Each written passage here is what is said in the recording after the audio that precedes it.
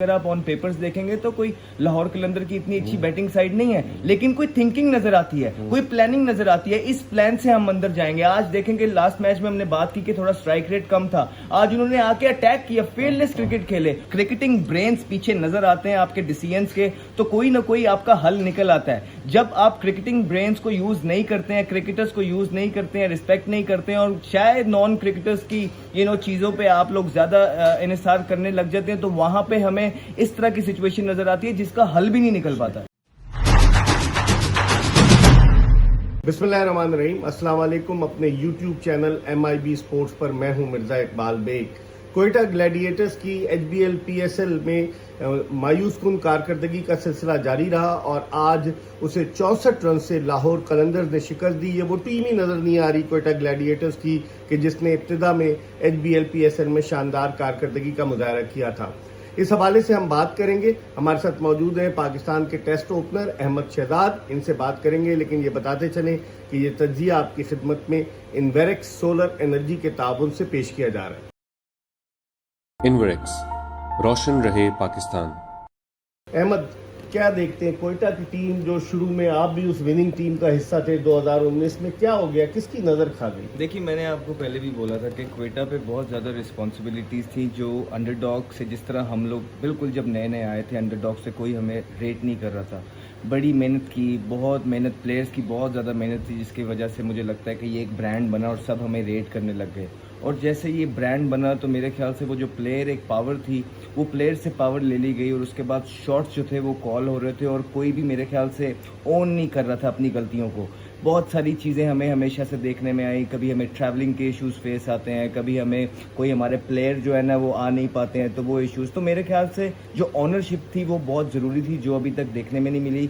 वही वजूहात हैं कि जो लोग जिन्होंने आपका ये ब्रांड बनाया था, जब आप उनकी रिस्पेक्ट नहीं करते हैं, मेरे ख्याल से ये कर्मा जो आपको फिर हिट बैक करता है। और यही हमें देखने में मिल रहा है कि आखिरी 2 सीज़न से, उससे पहले भी जो है ना हम एक टूर्नामेंट जीते, चैंपियन हुए। उससे पहले 2 साल बड़े गंदे गए, फिर चैंपियन हुए। उसके बाद अब 2 साल बड़े गंदे, और इस साल फिर से हमें देखने को मिल रहा है कि मतलब फाइट भी नहीं दी जा रही। तो ज़्यादा जो मुश्किलात और जो दुख की बात है वो ये है क्वेटा के फैंस के लिए कि वो जो एक फ़ाइट एक्सपेक्ट करते हैं अपनी टीम से, वो फाइट देखने को नहीं मिल रही और ऑलमोस्ट वॉक ओवर दिए जा रहे हैं। तो मेरे ख्याल से ये क्वेटा के वो जो फैन बेस इन लोगों ने बनाई हुई थी वो आहिस्ता आहिस्ता डिमोलिश होती जा रही है, और ये बहुत बड़ा साइन ऑफ कंसर्न है नदीम भाई के लिए। तो आप क्या समझते हैं, जो टीम का कॉम्बिनेशन नहीं सही सेलेक्ट हो पा रहा, बंगल जई जो थे वो, उनको 3 मैच खिलाए गए, एक में बारी नहीं आई, वो नहीं सेट हो पा रहे, बैटिंग ऑर्डर नहीं सेट हो पा रहा, कभी हफीज 8वें नंबर पर जाते हैं, कभी ऊपर जाते हैं। आज के मैच में सरफराज बैटिंग के लिए नहीं आए, पिछले मैच में वो ऊपर आए थे, तो कॉम्बिनेशन नहीं सेट हो पा रहा। देखिए, सरफराज ने हर मैच में डिफरेंट नंबर पे बारी ली है, तो जहाँ पे थोड़ी सी सिचुएशन उनको लगता है कि वो यहाँ जाके परफॉर्मेंस कर सकते हैं, वो शायद वहाँ पे अपने आप को ले आते हैं।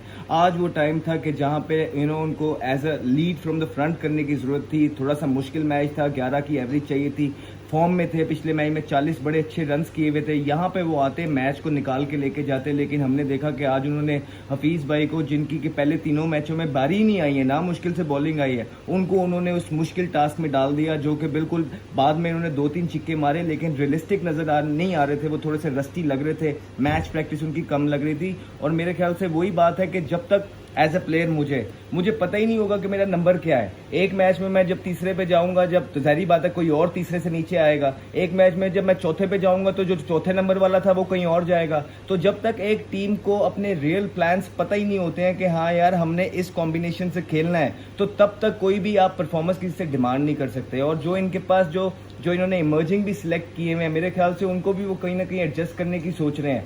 बाकी टीम्स के पास आप इमर्जिंग देखें तो वो कहीं ना कहीं टीम के कॉम्बिनेशन में फिट होते हैं, जो उन्होंने टीम पे एक थिंकिंग पीछे नजर आती है। लेकिन इनके इमर्जिंग प्लेयर के पीछे भी कोई थिंकिंग नजर नहीं आ रही। उससे भी जो बड़ा इनके लिए सेटबैक है वो ये है कि इनके पास जो बेंच स्ट्रेंथ भी पड़ी हुई है, उनको ये समझते हैं कि शायद वो T20 के ब्रांड नहीं है, T20 के प्लेयर नहीं है। जो सऊद शकील है, उमर बिन यूसुफ है, बेग यू पार्डन, तो आप उनको भी अंदर नहीं लेके आ सकते। तो क्या पीछे माइंडसेट था, क्या थिंकिंग है, बिल्कुल माइंड बॉगलिंग है। और मेरे ख्याल से यही क्वेश्चन पूरी क्वेटा की अवाम का भी इनसे है। 198 रन करवा दिया आज क्वेटा ने। और लाहौर कलंदर्स की बैटिंग के बारे में हम कह रहे थे कि बैटिंग निस्बतन कमजोर है as compared to their bowling. लेकिन शाय होप से रन्स करवा दिया। आज किस तरीके से बॉलर्स ने सही की आज बॉलिंग कोयटा की? देखिए, आप सबसे पहले आपने टॉस जीत के आपने उनको फ्लैट पिच पे बारी दे दी। इकबाल भाई, होता कुछ हुआ है कि जो साइड जो ना आपकी स्ट्रांग होती है ना, जोन सा पलड़ा, आप उस पे मैच बैंक करते हैं। तो अभी तक बज़ाहिर जो हमें देखने को मिला है कि इनकी बैटिंग क्लैप्स की हर मैच में। तो जब बैटिंग क्लैप्स होती है तो आपकी कोशिश ये होती है आप डिफेंड करें, आप अपनी बॉलिंग को चांस दें। आज इन्होंने टॉस जीत के इन्होंने बॉलिंग करने का फैसला कर दिया और फ्लैट पिच पे अपने बॉलर्स को अंडर डाला। बिल्कुल ठीक एग्जीक्यूशन नहीं की। ना नसीम ने आज जो इनसे एक्सपेक्ट था उस तरह की बॉलिंग की है, ना ही हसनैन ने इतनी अच्छी बॉलिंग की है। ऊपर से उनको जो मोमेंटम ताहिर बेग ने दिया, उसके बाद जो फखर जमान ने जो मोमेंटम दिया थ्रू आउट, वो उसको रोक ही नहीं सके। तो मेरे ख्याल से ऑल एंड ऑल इनकी तरफ से हमें जो जितनी भी प्लानिंग अभी तक देखने में मिली है, कोई भी चीज काम नहीं कर रही है। अच्छी टीमें क्या करती हैं इकबाल भाई, आप देखिए ऑन दी अदर एंड अगर आप ऑन पेपर्स देखेंगे तो कोई लाहौर कलंदर की इतनी अच्छी बैटिंग साइड नहीं है, लेकिन कोई थिंकिंग नजर आती है, कोई प्लानिंग नजर आती है। इस प्लान से हम अंदर जाएंगे। आज देखेंगे लास्ट मैच में हमने बात की कि थोड़ा स्ट्राइक रेट कम था, आज उन्होंने आके अटैक किया, फेयरलेस क्रिकेट खेले। उन्होंने जितनी भी चीजें की हैं समझ लग रही थी कि यार नहीं, आज ये इनकी मीटिंग हुई है और एक प्लान से उतरे हैं। वेयर एज दूसरी तरफ अगर हम क्वेटा ग्लैडिएटर्स को देखें कि वो एक ही मेथड से अल्लाह ताला पे छोड़ के चीजें आ रहे हैं। देखें, अल्लाह ताला बिल्कुल मदद करते हैं, अल्लाह भी चीजें छोड़नी चाहिए, लेकिन कोई ना कोई एक मेथड मॉडर्न क्रिकेट का जो है वहां पे ट्विकल चेंजेस जो है वो बिल्कुल भी नजर नहीं आ रही। टीम का सिलेक्शन, जैसे इन्होंने हसारंगा को लिया, हसारंगा जो है उसको श्रीलंकन क्रिकेट बोर्ड ने एनओसी देने से इनकार कर दिया, वो नहीं आया। तो आप समझते हैं अब तो बिल्कुल ही इनका कॉम्बिनेशन खराब हो गया। देखिए, ऐसा ही होता है इकबाल भाई, कभी आपकी ट्रैवलिंग हो जाती है, कभी आपका कोई प्लेयर नहीं आता। तो ये फॉर्च्यून भी जो है हमेशा फेवर करती है ब्रेव को। कुछ डिसीजन जब आप जो है ना, मेरे ख्याल से इंटेग्रिटी से आप जब क्रिकेटिंग ब्रेन्स पीछे नजर आते हैं आपके डिसीजंस के, तो कोई ना कोई आपका हल निकल आता है। जब आप क्रिकेटिंग ब्रेन्स को यूज नहीं करते हैं, क्रिकेटर्स को यूज नहीं करते हैं, रिस्पेक्ट नहीं करते हैं, और शायद नॉन क्रिकेटर्स की चीजों पे आप लोग ज्यादा इन्हिसार करने लग जाते हैं, तो वहां पे हमें इस तरह की सिचुएशन नजर आती है जिसका हल भी नहीं निकल पाता है। आखिरी सवाल, जो लाहौर कलंदर्स की बॉलिंग थी, मजबूत बॉलिंग, राशिद खान के आने से और फर्क पड़ा। आज उन्होंने 4 ओवर में 16-17 रन दिए। फिर डेविड वीजे 3 खिलाड़ियों को आउट कर गया जो इतना इफेक्टिव नहीं था। लाहौर कलंदर्स की बॉलिंग के हवाले से क्या कहें? बिल्कुल, आज सबसे पहले हमें ये बात करनी चाहिए कि शाहीन वो जब से इंजर्ड हुए हुए थे, नजर आया कि उनकी बॉल में वो वेनम था। जो लेट स्विंग वो करते जाने जाते थे पहले 2 ओवरों में, उन्होंने आज बहुत जबरदस्त बॉलिंग की है। और उनके साथ जमान को भी क्रेडिट देना पड़ेगा कि उन्होंने अपने पहले 2 ओवर बहुत अच्छे किए।